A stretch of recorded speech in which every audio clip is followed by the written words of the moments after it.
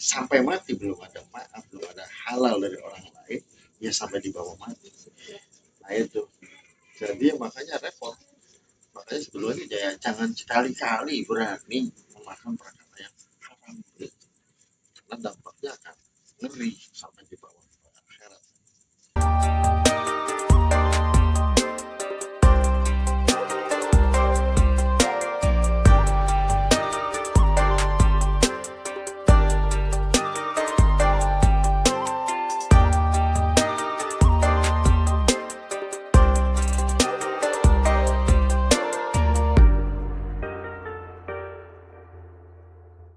Assalamualaikum TV. Jelegar, Assalamualaikum warahmatullahi wabarakatuh. Om Swastiastu, Namo Buddhaya, salam kebajikan. Bertemu kembali bersama saya BC, dan seperti biasa malam ini kita ditemani sahabat kita yaitu Kang Bana. Alhamdulillah di konten kali ini kita akan coba mengkaji sebuah kitab yang nama kitabnya adalah Wasiyatul Mustafa. Yang kitab ini adalah perbincangan atau pertemuan langsung dan kajian-kajian yang diberikan oleh Rasulullah SAW kepada Sayyidina Ali. Nah, nanti Kang Bana akan coba membacakan kitab itu dan akan dijelaskan beberapa hukum-hukum tentunya. Mungkin yang saat ini akan dikaji adalah bab makanan. Untuk lebih jelasnya lagi, kita akan mempersilahkan Kang Bana untuk membacakan kitab tersebut. Monggo, Kang Bana. Assalamualaikum warahmatullahi wabarakatuh. Waalaikumsalam. Pada kesempatan kali ini kita coba akan bedah kitab Wasiyatul Mustafa. Wasiyatul Mustafa ini isinya adalah wasiat-wasiatnya Kanjeng Nabi Muhammad SAW kepada Sayyidina Ali karramallahu wajhah. Jadi semuanya di dalam kitab ini ya isinya adalah wasiat-wasiat Rasulullah, wasiat-wasiat kepada Sayyidina Ali karramallahu wajhah. Dan itu disampaikan langsung oleh Rasulullah kepada Sayyidina Ali. Iya.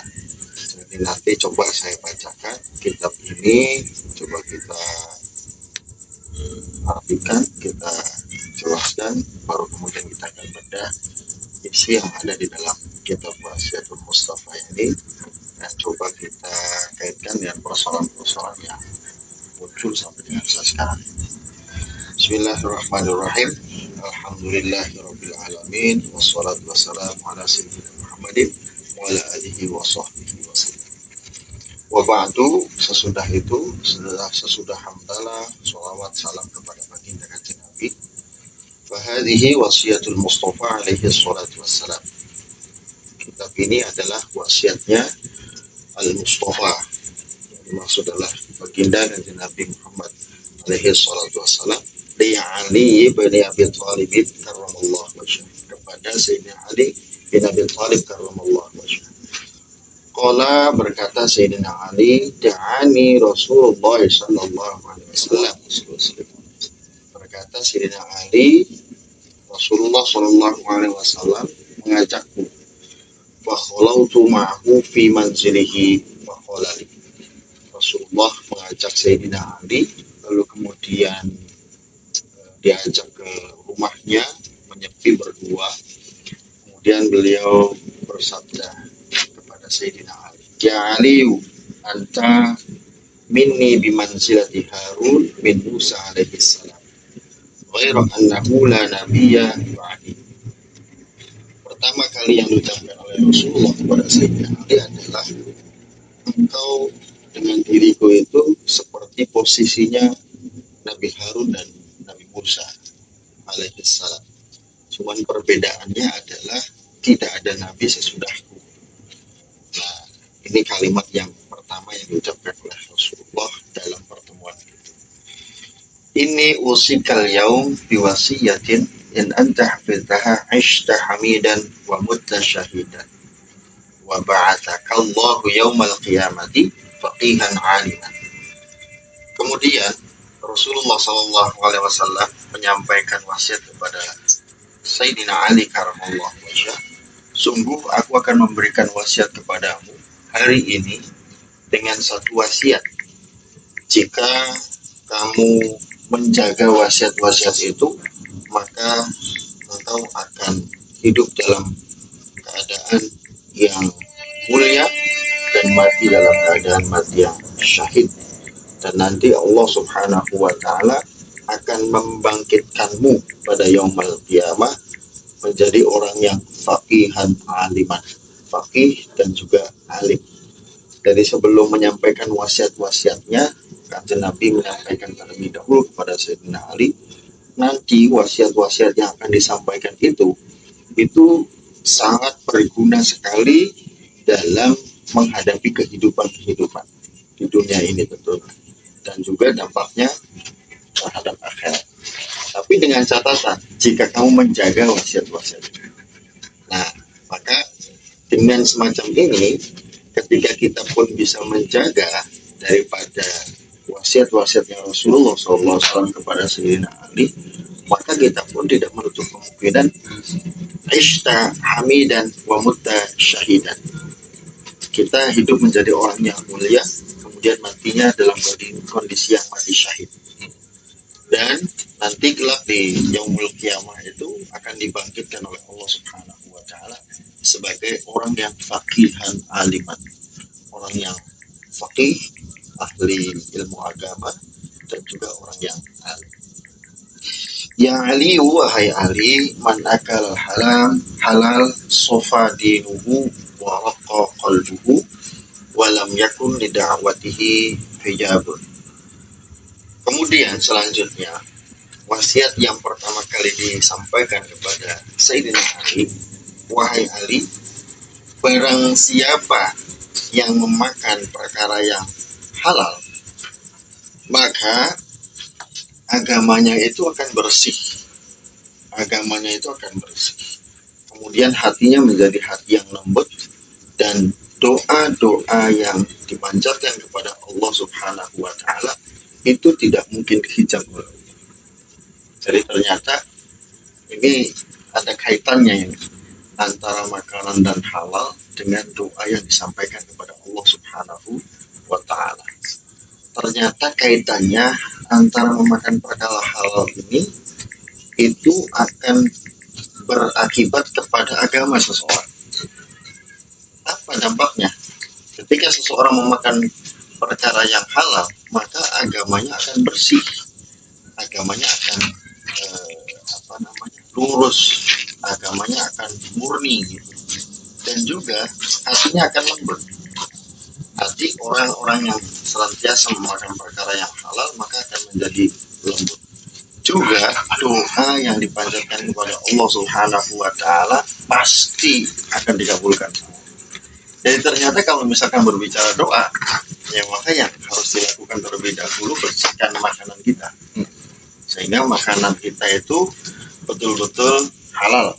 Dan ketika halal, maka jaminannya doa apapun yang kita sampaikan kepada Allah tidak mungkin dihijab oleh Allah Subhanahu wa Ta'ala.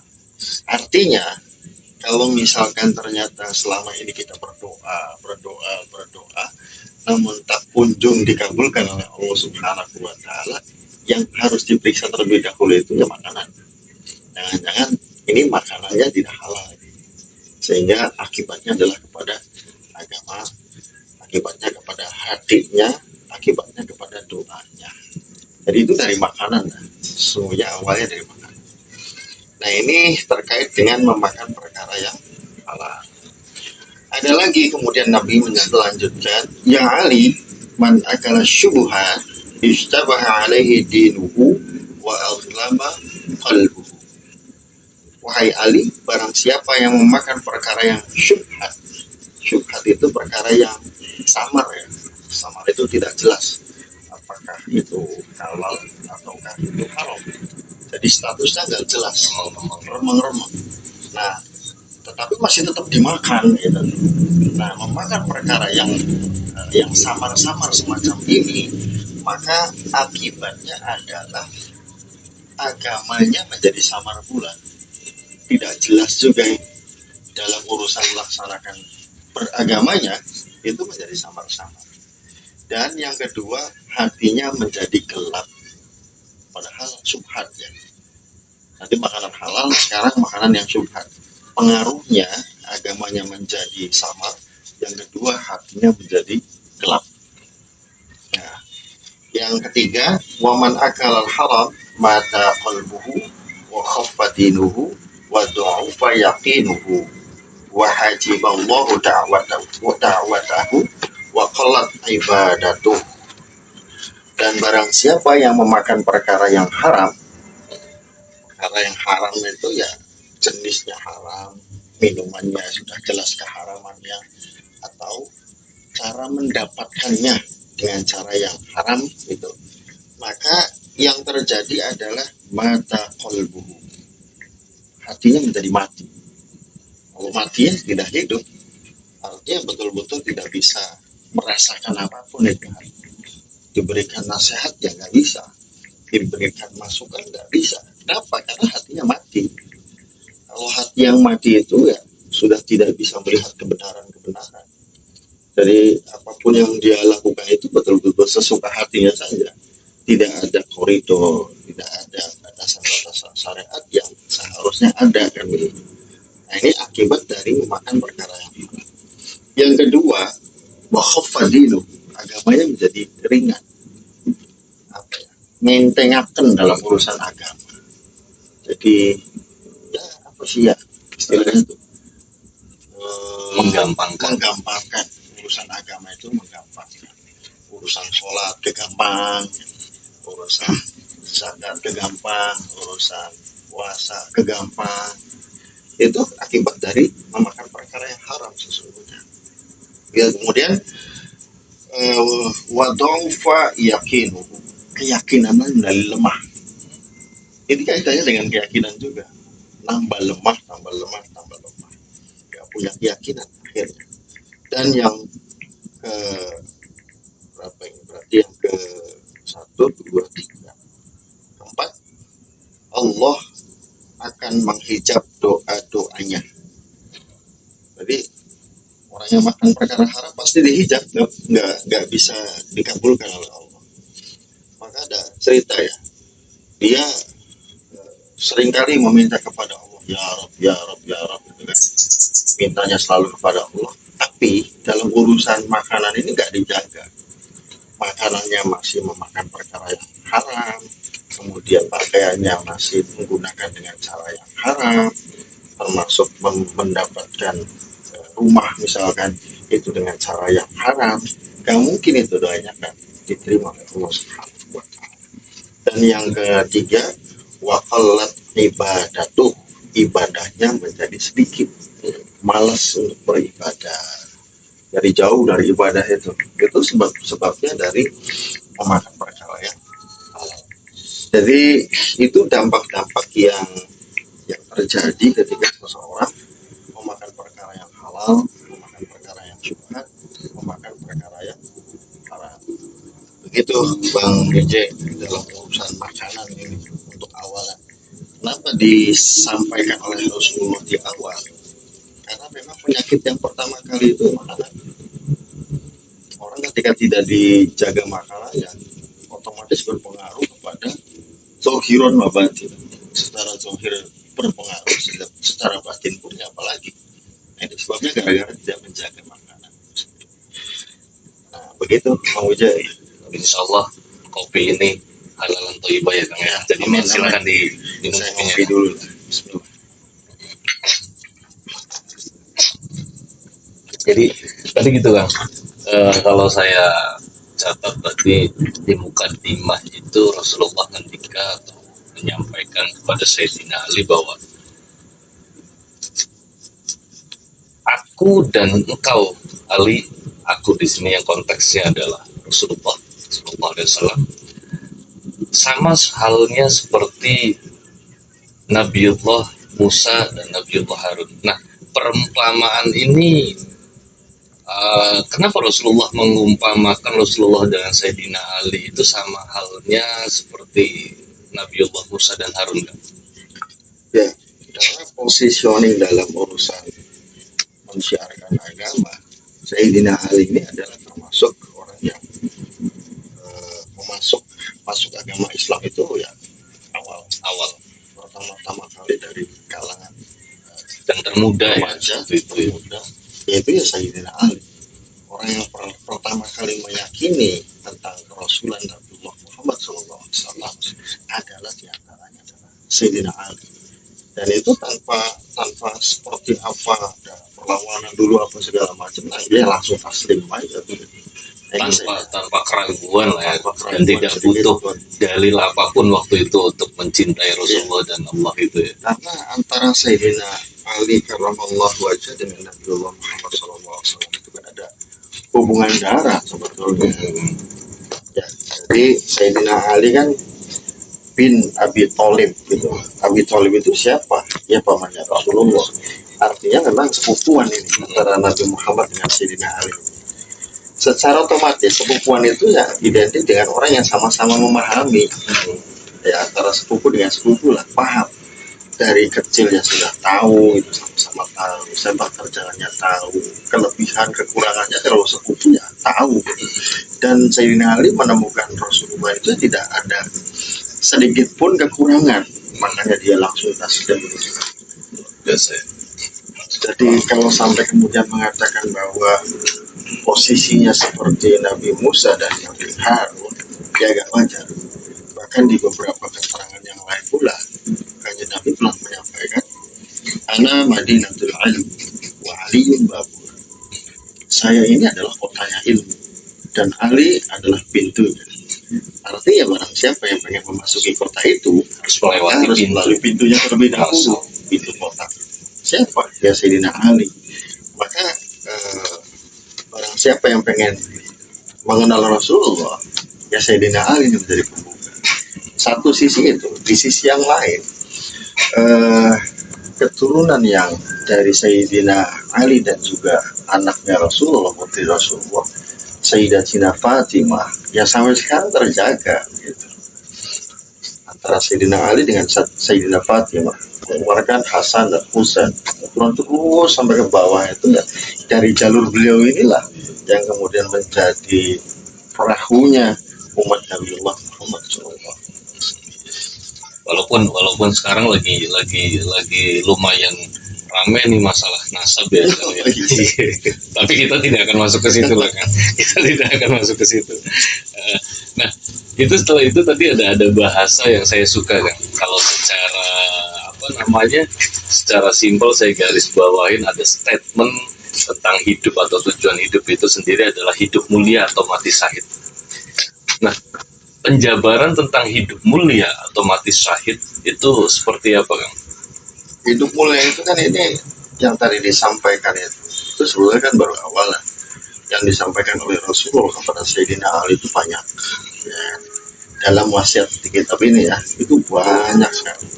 Makanya di pembukaan dalam kalamnya Rasulullah itu, jika kamu menjaga wasiat-wasiat ini, maka engkau akan hidup menjadi orang yang mulia dan matinya menjadi mati yang syahid. Artinya kan ada catatan di situ. Catatannya apa?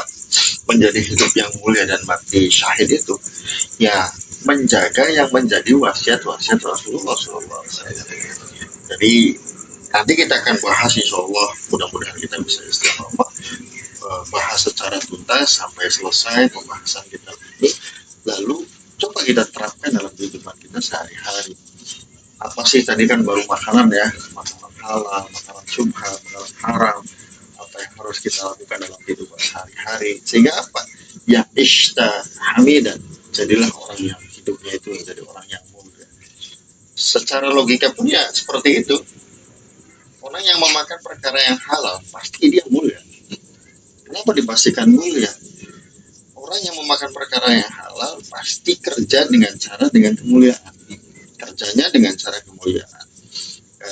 kemudian menggunakan waktunya pun dengan penuh pengkhidmatan. Kemudian kaitannya dengan persoalan pekerjaan-pekerjaan yang dia lakukan, otomatis dia adalah tipe orang yang bertanggung jawab, kan begitu. Tapi sebaliknya ketika syubhat, apalagi haram, itu bisa dipastikan orang itu bermasalah. Kalau sampai berani memakan perkara yang syubhat, apalagi haram, kan begitu. Dari sisi itu saja itu sudah bisa kelihatan mana yang bisa menunjukkan sisi di mana orang itu bisa hidup menjadi orang yang mulia, dan sisi di mana orang akhirnya tidak bisa hidup menjadi orang yang mulia. Jadi sangat sebetulnya dari apa kajian tentang makanan ini sebetulnya sangat berpengaruh sekali ke dalam kehidupan, baik itu fid dunya wal akhirahnya ya. Fidi ini waktunya bapak. Dan lahir dan batinnya tentunya ya akan sangat berpengaruh. Kalau tadi saya menyimak bahwa salah satu akibat daripada saat kita memakan makanan yang tidak baik itu adalah hijab doanya. Apa namanya? Lalu hatinya juga menjadi keras sehingga tidak mudah untuk menerima saran, masukan gitu. Nah, sedahsyat itu kan makanan. Ya memang iya, sedahsyat itu. Sebetulnya sih bukan hanya di bidang persoalan makanannya saja. Ini lebih kepada cara mendapatkan makanan itu. Cara mendapatkan inilah yang akhirnya berakibat. Kalau makanannya ya bisa saja roti halal, nasi halal, lauk pauk yang lain halal. Tapi cara mendapatkannya dengan cara-cara yang tidak halal, maka makanan-makanan yang halal itu menjadi haram, kan begitu. Nah itu titik persoalan awalnya di sana. Bukan hanya makanan itu yang berlabel halal dari MUI ya. Nah, iya. Nah, jadi jenisnya halal, kemudian zatnya ya halal dengan cara yang halal pula. Nah itu kehalalannya sampai seperti itu. Nah, dalam konteks halal ada bahasa yang halal thayyiban. Nah, halal ini apa? Thayyiban ini apa nih? Halal. Apakah yang semua hal yang halal itu belum tentu thayyiban? Kalau halal itu kan apa namanya? Halal itu kan sesuatu yang ketika dimakan secara zatnya yang memang halal, secara pengambilannya ya halal juga. Nah itu ya halalan thayyiban itu semacam itu. Artinya halalan thayyiban itu sebagai bahasa pelengkap saja kalau menurut saya. Halalannya pasti ya dari thayyiban juga kan dengan cara-cara yang baik. Adakah misalkan halal dengan cara yang tidak baik? Itu sangat tidak mungkin sekali menurut saya. Tapi untuk bahasa pelengkap bahwa ada istilah halalan thayyiban, halal dan juga baik. Jadi ya apa namanya bahasa pelengkap. Dan apa namanya, terkadang manusia itu tanpa sadar menyalahkan Allah, atau kalau bahasa Cirebonnya itu ngegerutu kan pada saat doanya itu tidak terijabah atau tidak diijabah sama Allah. Jadi ternyata salah satu ininya itu adalah dari makanan itu sendiri. Jadi harusnya pada saat kita sebagai manusia doa-doa kita belum terijabah oleh Allah, langkah pertama yang harus kita koreksi adalah masuk ke dalam diri kita sendiri. Dari diawali dari makanan yang kita makan atau makanan yang dihasilkan dari mana ini gitu. Ya memang kalau secara kita memahami, kita mau introspeksi ya, muhasabah, itu biangnya ya dari makanan. Kalau berbicara makanan, itu awalnya sebetulnya dari tidak sabar. Kita ini nggak bisa sabar. Padahal yang namanya sabar itu harus. Kenapa harus? Karena Allah Subhanahu wa Ta'ala itu dalam urusan di mana Dia memberikan ujian-ujian, itu yang pasti terjadi kepada manusia, setiap manusia. Walanabluwannakum bisyai'in minal khawfi wal ju'i wa naqsin min al-amwali wal anfusi was samarat wa basyiris sabirin. Nah, dalam ayat ini Allah jelas-jelas, sungguh kata Allah, kami akan memberikan ujian kepada sesuatu dari unsur ketakutan-ketakutan. Apa ketakutan itu? Minal ju'i, dari kelaparan. Orang itu diuji dengan lapar. Dalam arti pasti orang akan mengalami di mana di sisi dia tidak bisa melakukan apapun selain dia bersabar. Kalau dia bersabar, dia tidak mau mencuri. Kalau dia bersabar, dia tidak mau mendapatkan hartanya dengan cara-cara yang tidak dibenarkan oleh Allah Subhanahu wa Ta'ala. Tapi kalau misalkan ternyata dia tidak sabar, maka cara apapun yang penting saya bisa makan, begitu. Nah, ini kan menjadi persoalannya, gitu. Padahal jawabannya itu adalah ya sabar. Kadang-kadang orang itu tidak bisa jeli dalam urusan seperti itu. Nah, yang harus dilakukan sabar. Makanya wabasyir sabirin. Berilah kabar gembira wahai Muhammad kepada orang-orang yang bisa bersabar. Ternyata ketika bersabar itu, kalau berbicara pahala, itu Allah sudah mempersiapkan bagi orang-orang yang bersabar dengan banyak sekali pahala yang sampai tidak terhitung. Innama yuwaffas sabiruna ajruhum bighairi hisab. Allah sudah mempersiapkan balasan untuk orang-orang yang bersabar itu dengan pahala yang dengan tanpa hitungan karena saking banyak sekali. Jadi ya menahan lapar, menjaga dari perkara-perkara yang haram gitu, itu menjadi sebuah jawaban dan itu akan ditulis oleh Allah Subhanahu wa Ta'ala menjadi catatan bahwa dia adalah menjadi orang yang bersabar. Padahal di situ letaknya kuncinya di sana. Nah, kalau dia tidak sabar, akhirnya makan perkara yang subhan. Kalau dia tidak sabar, akhirnya memakan perkara yang haram. Ada konsekuensinya ternyata. Ketika dari satu pada saat kita salah mengambil langkah, maka imbasnya ini akan banyak sekali. Ya itu. Dan itu dahsyat semuanya dan mengerikan semuanya. Dalam urusan agama pengaruh, dalam urusan doa terpengaruh, dalam urusan hati juga berpengaruh. Kan serem gitu. Maka pilihannya mau seperti apa kita? Mau menjaga dari perkara-perkara yang haram, syubhat, atau kita mau pengennya halal terus? Itu pilihan hidup kita. Kalau bisa, ya kan? Kalau bisa, ya halal terus dong. Yang halal itu kan nikmat, dimakannya juga nikmat dan penuh dengan keberkahan. Tapi kalau misalkan mulai memakan perkara apa saja yang punya kesempatan, kemudian dia lahap semua, makannya dari batu, dari kerikil, dari pasir, dari apa sajalah gitu kan. Ya, itu sangat membahayakan dirinya dan sangat membahayakan keluarganya juga. Bahkan dampak dari itu tidak berhenti sampai di situ. Kepercayaan orang terhadap dia akan hilang kan begitu. Nah, itu juga harus bisa dipahami sampai ke arah sana. Dan yang fatalnya lagi kalau tadi saya menangkap dari akibat dan tadi kan kita coba menggali dari makanan subhan sampai pada saat kita mengkonsumsi makanan-makanan yang haram itu dampak yang paling bahaya adalah matinya hati. Nah ini repot nih Kang, kalau sudah matinya hati itu gitu. Pada saat matinya hati itu semua jadi gelap. Gelap sudah mati itu lebih dari gelap. Nah, apa nih? Pada saat orang sudah terlanjur melakukan ini semua. Nah, untuk mengembalikan, menetralisir atau menormalkan dirinya dari apa yang sudah dilakukannya itu harus seperti apa langkahnya? Ya, artinya pertaubatan ya.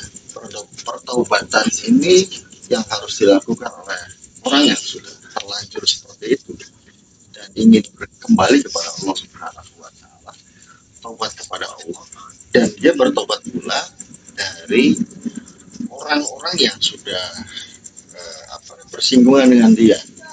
Contoh misalkan kita terlanjur sudah menzolimi seseorang, mengambil haknya, maka ya caranya kalau bisa mengembalikan, kalau tidak bisa mengembalikan ya sampai diberikan maaf dari dia. Sampai seperti itu. Kalau misalkan sudah dimaafkan, ya sudah, berarti dalam urusan terhadap si A itu sudah selesai. Tapi kalau belum selesai sampai dibawa mati ya masih itu persoalannya. Apalagi itu baru satu orang. Ini kita punya persoalan berapa banyak deh dengan orang-orang yang bersangkutan. Nah itu juga harus diselesaikan semua. Maka hakul adaminya juga harus diselesaikan dalam urusan perkara yang halal ini sampai dihalalkan benar-benar halal baru itu bersih ya. Tapi kalau misalkan belum dihalalkan oleh orang yang bersangkutan dia tidak bisa halal karena kaitannya dengan mengambil hak soalnya di situ. Jadi istighfar yang banyak, meminta ampunan kepada Allah, lalu kemudian meminta pertolongan Allah agar dijaga dari perkara-perkara yang syubhat dan haram. Tuh. Nah setelah itu cobalah kita kita ingat-ingat siapa saja sih orang-orang yang hartanya atau makanannya atau minumannya yang dulu pernah kita ambil. Nah itu ingat-ingat dan kita harus minta maaf. Bila boleh diganti, setelah diganti, nah itu baru halal. Nah itu artinya ketika mati pun ya tidak membawa persoalan. Tapi sampai mati belum ada maaf, belum ada halal dari orang lain, ya sampai dibawa mati. Nah itu. Jadi makanya repot. Makanya sebelumnya ya jangan sekali-kali berani memakan perkara yang haram gitu. Karena dampaknya akan ngeri sampai dibawa ke akhirat. Itu yang sering terjadi di tengah-tengah masyarakat kita. Ya Masya Allah ya, dari hal makanan saja apa luar biasa sekali efek yang akan diterima dari seseorang itu, baik di dalam hukum sosial ataupun hukum agamanya ya kan. Dan itu sangat bahaya juga kalau misalkan sampai dimakan oleh istrinya sama anaknya. Ya jangan heran kalau misalkan dampaknya dalam urusan agama istri nggak bisa diatur, dalam urusan agama anak-anaknya susah untuk diatur. Itu kalau dikrosek ya dari makan juga awalnya. Tapi kalau misalkan dari makanannya itu sudah baik, dijaga, ya kan, ya, istri, anaknya juga semuanya insya Allah damai dalam urusan agama itu.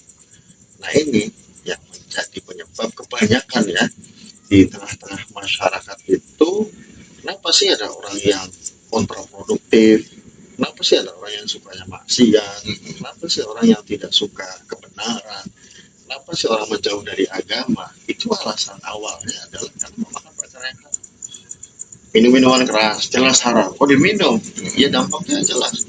Gak ada orang mabuk itu kemudian mau sholat, sangat mustahil sekali kan gitu. Nah itu dari contoh itu. Padahal kalau misalkan dibedah lagi ya, kerjamu apa, cara bekerjamu bagaimana gitu. Ya, itu ketika dibedah semua itu ketemu sebetulnya, oh saya itu berarti kurang bertanggung jawab terhadap pekerjaan saya.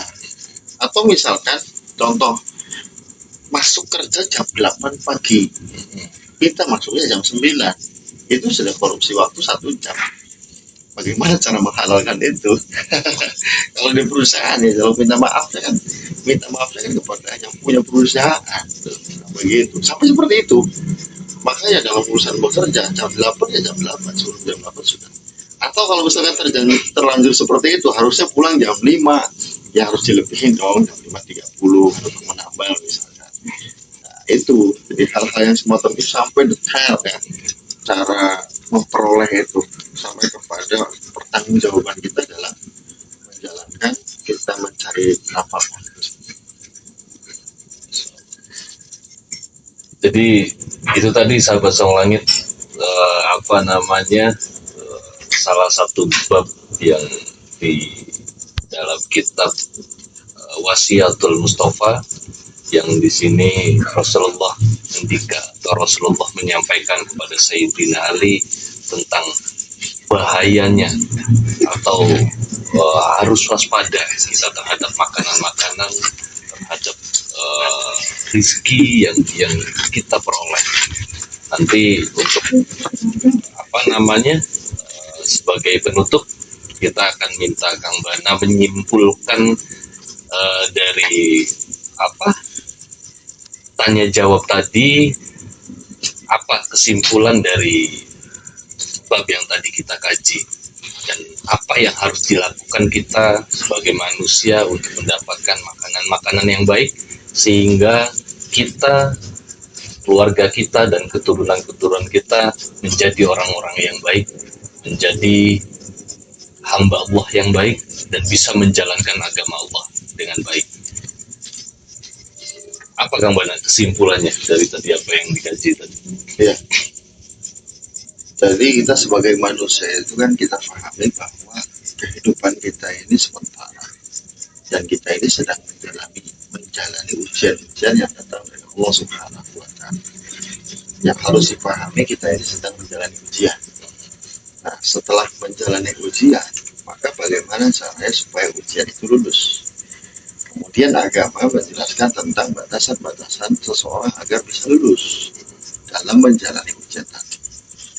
Maka dalam urusan ini kemudian Rasulullah SAW memberikan kisi-kisi, memberikan gambaran-gambaran bagaimana sih menjadi orang yang mulia itu. Nah, maka pilihan hidup kita ini ya pengen jadi orang mulia atau tidak pengen menjadi orang yang mulia. Dan semua itu ada jalannya. Ada orang yang sudah istiqomah dalam kehalalan, ada orang yang sudah terlanjur terjerumus. Itu semuanya ada jawaban. Orang yang sudah terlanjur terjerumus, ya jawabannya adalah kembali kepada Allah, taubat kepada Allah, tidak mau melakukan lagi, lalu kemudian meminta maaf kepada orang-orang yang sudah disakiti atau dizolimi dengan cara-cara yang sudah dilakukannya. Nah, itu jawabannya. Nah, kenapa seperti ini? Karena orang yang tidak menjaga dalam urusan kehalalan ini itu sangat mengerikan sekali dalam semua unsur yang ada pada dirinya. Unsur agamanya, dia akhirnya ya menjadi orang yang malas, ibadahnya menjadi sedikit, bahkan keyakinannya juga menjadi lemah, begitu kan? Itu kan ngeri semua. Gitu. Padahal kalau misalkan ditarik sebabnya, ya dari makanan, ya dari makanan. Kalau sudah tahu alasan-alasan ini, kenapa tidak? Kenapa kita tidak mengambil jalan untuk menjadi orang yang mulia itu? Gitu. Ambil jalan itu, kita sudah tahu jalannya seperti itu, ambil. Setelah ambil, minta kepada Allah, pertolongan kepada Allah agar bisa istiqomah di dalam menjalani kehidupan yang menuju kepada kemuliaan. Nah, ini menjadi sebuah kewajiban buat kita semuanya tentunya. Dan yang terpenting lagi adalah kita, kemudian keluarga kita, istri dan anak-anak kita pun, kita semaksimal mungkin memberikan penjelasan kepada mereka semua tentang konsep hidup yang semacam ini, bahwa hati-hati dalam urusan makanan, hati-hati dalam urusan mencari nafkah, hati-hati dalam melakukan tanggung jawab dan seterusnya, sehingga ya kitanya dijaga, istrinya dijaga, anak-anaknya juga ya dijaga. Bukankah kita pahami bahwa kita ini punya kewajiban sebagai seorang laki-laki untuk menjaga diri kita, menjaga keluarga kita dari api neraka, kan gitu. Nah, apa konsekuensinya ini selaku orang yang beriman ini? Nah, Allah Subhanahu wa Ta'ala memang menyampaikan kan, ya ayyuhalladzina amanu qu anfusakum wa ahlikum nar. Wahai orang-orang yang beriman, jagalah dirimu dan keluargamu dari api neraka. Cara menjaganya bagaimana, kan begitu? Ya, diantaranya cara menjaganya itu paling pertama harus dilakukan menjaga makanan itu sendiri. Selebihnya ya dengan thalabul ilmi, dengan pemahaman agama yang sesuai diajarkan kepada anak-anak kita sehingga betul-betul memahami agama, sehingga ya betul-betul kita ini benar-benar sedang menjaga keluarga kita, diri kita dan keluarga kita daripada terjerumus ke dalam api neraka. Mungkin begitu Bang BJ. Semoga kajian kita kali ini bisa menambah wawasan kita, bisa menambah ghirah kita, dan bisa menjalankannya. Mudah-mudahan Allah mengizinkan kita, meridhoi kita untuk bisa mencari nafkah yang halal dan thayyibah, sehingga anak kita, istri kita, dan keluarga kita semua terselamatkan. Billahi taufiq wal hidayah. Wassalamualaikum warahmatullahi wabarakatuh. Waalaikumsalam.